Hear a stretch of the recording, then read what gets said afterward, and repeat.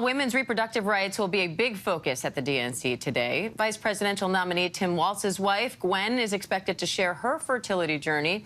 And earlier in the convention, 3 women also spoke about the personal impact of state-level abortion bans and the potential threats they say it could have on women nationwide.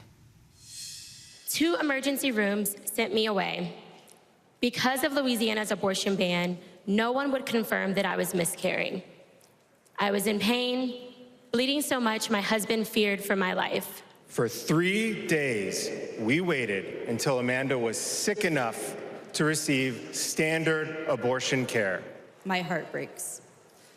For the baby girl we wanted desperately. For the doctors and nurses who couldn't help me deliver her safely. For Josh, who feared he would lose me too.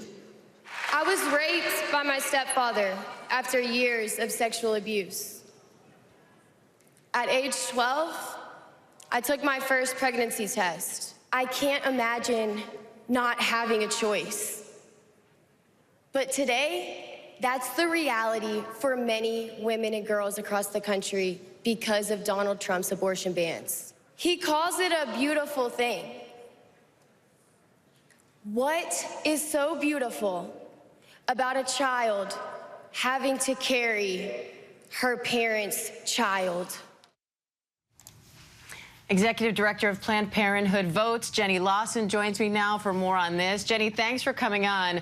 What do you make of how the convention has addressed this issue so far, and what more do you want to see as this convention goes on and into day 3?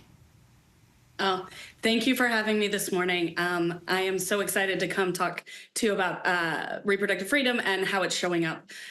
It's absolutely no surprise that reproductive freedom has been a central issue in this year's Democratic National Convention. It is the cornerstone of VP Harris's campaign, and it's one of the most important key issues for voters this election cycle.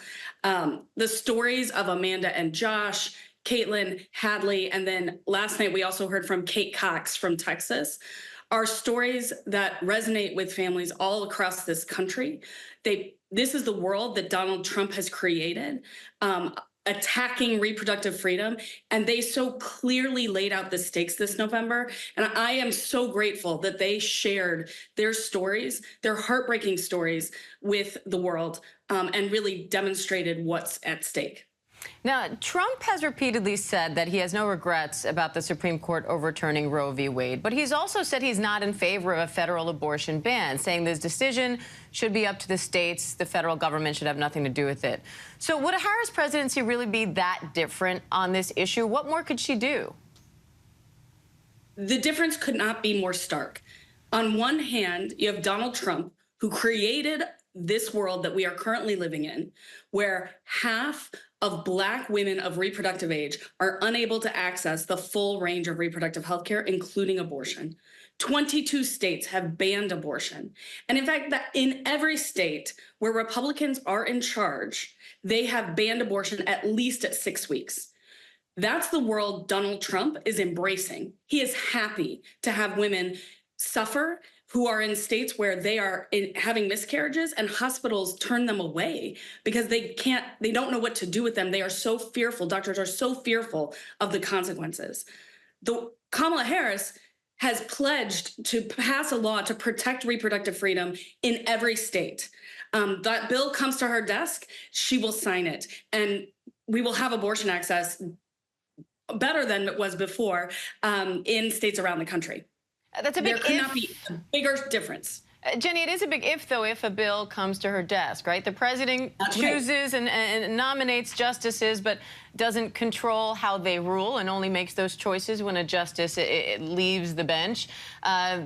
Congress doesn't seem poised to pass a federal law on this issue, at least not at this point. So what's your message to people skeptical about the importance of their vote on this issue, at least at the federal level?